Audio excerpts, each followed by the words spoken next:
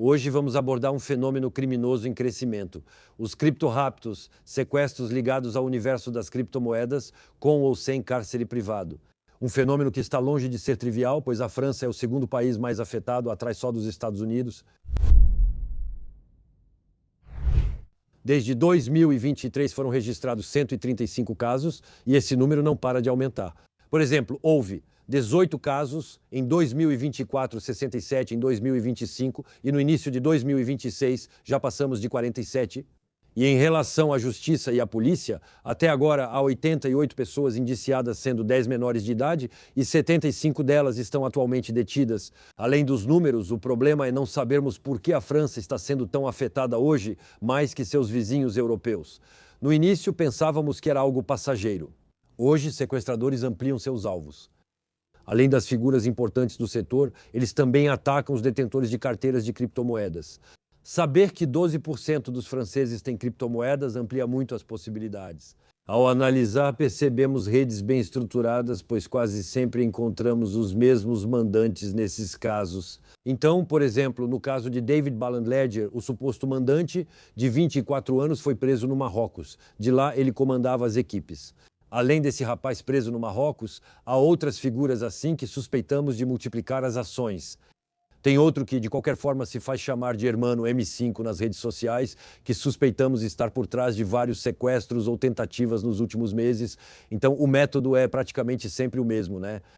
Esses 10 mandantes agem a partir da prisão ou do exterior. Eles recrutam pequenos operadores para redes de drogas, como já ocorre em outros setores do crime, inclusive assassinatos, usando grupos do Telegram. O Hermano, ou M5, cuja identidade ainda desconhecemos, ele agia em um grupo chamado Criminality Life, um dos grupos do Telegram, onde você pode encontrar todo tipo de anúncio para recrutar olheiros, fornecedores, pistoleiros, enfim, você pode basicamente encontrar tudo o que quiser. É como se fosse uma agência de empregos do crime. Bom, uma das agências de empregos do crime que a gente encontra assim no Telegram, geralmente é sempre o mesmo perfil, pequenos delinquentes, na maioria das vezes. Às vezes até jovens com ficha limpa, média de idade entre 20 e 25 anos, sem grande histórico no crime. E essas pessoas geralmente não se conhecem entre si, viu? Existe um isolamento por missão. Você vai encontrar quem aluga os apartamentos, outro responsável pelos carros, outro para abastecer os sequestradores e assim por diante. As equipes podem ter de 4 a 20 pessoas, muitas vezes pagas com alguns milhares de euros, ou então fazem elas acreditarem que vão receber uma porcentagem do resgate. Basicamente, todo mundo entra nessas histórias porque todo mundo acha que vai ganhar o prêmio máximo e ficar milionário. Estamos falando de pedidos de 6 ou 8 milhões de euros, entre outros. Obviamente, isso faz todos sonharem. Porém, o resultado dessa juventude e amadorismo, claro, costuma vir acompanhado de violência desenfreada. Primeiro, essas ações estão mais violentas e feitas por pessoas inexperientes, sem sangue frio ou prática com armas. Por isso, tudo sai do controle rapidamente e geralmente termina mal. Esses jovens que são iniciantes no crime, às vezes são até guiados ao vivo por pontos eletrônicos pelo mandante, que vai dizendo o que fazer durante a ação. Para os mais cautelosos, usam voz distorcida para não serem identificados, mas às vezes não é difícil rastreá-los. Em investigações recentes, encontramos até os caras que sequestraram em Grenoble aquela magistrada e a mãe dela. Eles tiraram foto de si mesmos e a ameaçaram com uma espingarda. Depois, no celular deles, encontramos os 10 garotos numa selfie com a espingarda dentro do carro, fotografados no trajeto do sequestro. Enfim, é isso. Então, dá para ver que não estamos lidando exatamente com criminosos muito endurecidos e profissionais. Além disso, obviamente, muitas vezes as coisas dão errado. Ou seja, quando a gente olha nos processos, tem os caras que erraram o endereço, tem o cara que não percebeu que as pessoas tinham se mudado nesse meio tempo. Então, ele começa a sequestrar os novos proprietários para identificar as vítimas. Os mandantes estão recorrendo a hackers cada vez mais habilidosos. Então, para isso, existem várias soluções. Primeiro, há a chamada vulnerabilidade digital. Pessoas que se expõem nas redes, compartilhando informações sobre sua riqueza, endereços e outros dados. Seja o círculo de amigos, o círculo familiar, que acabam sem saber fornecendo informações. Isso é bastante comum. E depois também existem aplicativos que eles usam, aplicativos que permitem rastrear até o endereço IP deles e, claro, até mais, permitindo identificá-los. Aliás, a empresa de David Balland, aquele empreendedor que teve o dedo mindinho cortado há mais ou menos um ano, essa mesma empresa tinha sido hackeada. Havia 272 mil contas de detentores de criptomoedas cujos endereços e outros dados pessoais vazaram e que ainda hoje podem ser encontrados à venda em alguns sites da Darknet. No início, as vítimas não perceberam a gravidade do fenômeno e acharam que seria algo passageiro logo resolvido. Hoje em dia, pelo número de casos, percebe-se que há uma tentativa a cada 2 ou 3 dias, mais ou menos, mas para tranquilizar, 3/4 dessas tentativas não têm sucesso. Felizmente, o dinheiro não é recuperado. As pessoas são libertadas. Muitas equipes e esses pequenos envolvidos são presos, mas os mandantes, esses são mais difíceis de identificar. Para combater isso, há soluções, mas no início, achando ser passageiro, muitos hesitaram em investir alguns milhares de euros em segurança. Hoje em dia, está um pouco uma situação de pânico. Então, as contramedidas de segurança estão se multiplicando.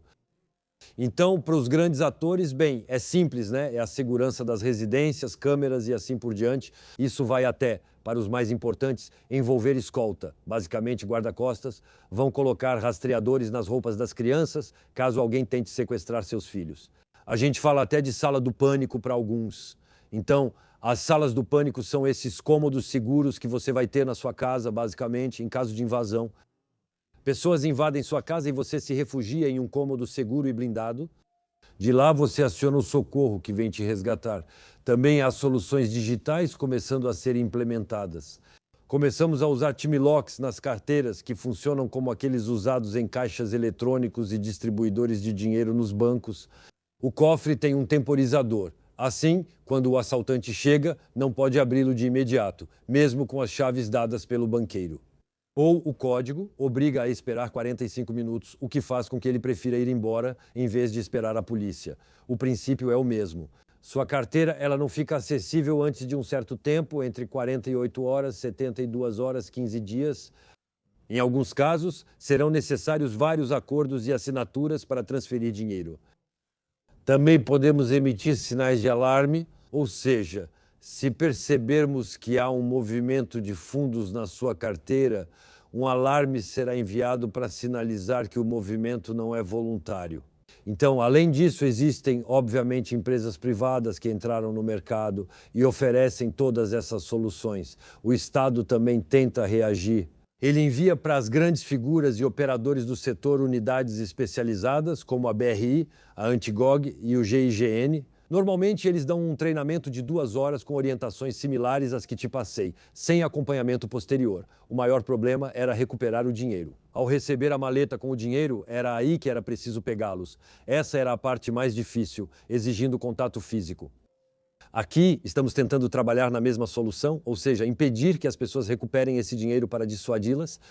No caso das criptomoedas, há várias formas de lavar dinheiro, já que após acessarem a carteira, é preciso recuperá-la e convertê-la em dinheiro vivo. Caso contrário, não faria sentido. Para isso, eles usam plataformas de lavagem de dinheiro. Não vamos entrar em detalhes muito técnicos também. Basicamente, a ideia das pessoas que roubam essas criptomoedas é justamente escapar da rastreabilidade que é implementada pelas blockchains. Para isso, existem algumas técnicas. Primeiro, existem as plataformas de troca, ou seja, você envia o dinheiro para essas plataformas que depois misturam em um caldeirão o dinheiro que entra e o que sai. Então, é impossível correlacionar as saídas dessa plataforma, os valores de dinheiro que saem com os que entram. Não sei se isso ficou muito claro. Basicamente, isso mistura todos esses valores para evitar a rastreabilidade. Metade dos casos de lavagem de dinheiro envolve o uso de pontes, ou seja, a transferência entre blockchains. Resumindo, então, toda essa técnica, se você quiser dominar, bem, tem um jeito muito simples, é só você ir na Darknet. Hoje em dia, existem empresas especializadas, empresas de serviço mesmo, que fazem tudo isso para você. Basicamente, você confia seus ativos a elas. E eles vão implementar toda essa técnica de dissimulação para lavar esse dinheiro. No final, bem, o dinheiro você vai retirar, seja por meio de cassinos online, seja por meio de caixas asiáticas que vão permitir que você recupere isso em dinheiro vivo. A justiça precisa agir rapidamente nesses casos para recuperar o dinheiro, o que é complicado. Principalmente porque vai para 5 ou 6 corretoras offshore que mudam de endereço e ficam fora do alcance da justiça. É preciso agir muito rápido. Mas no tempo em que ela faz as requisições, bem, obviamente as plataformas já mudaram. Então, diante dessa onda de sequestros e raptos, obviamente o mundo das criptomoedas, os maiores detentores de carteiras e os atores empreendedores desse setor, obviamente, estão em pânico. Mesmo que ofereçam todas essas soluções para eles, por enquanto, a melhor que encontraram foi se mudar para fora da França, que se tornou o país mais impactado, repito, atrás dos Estados Unidos.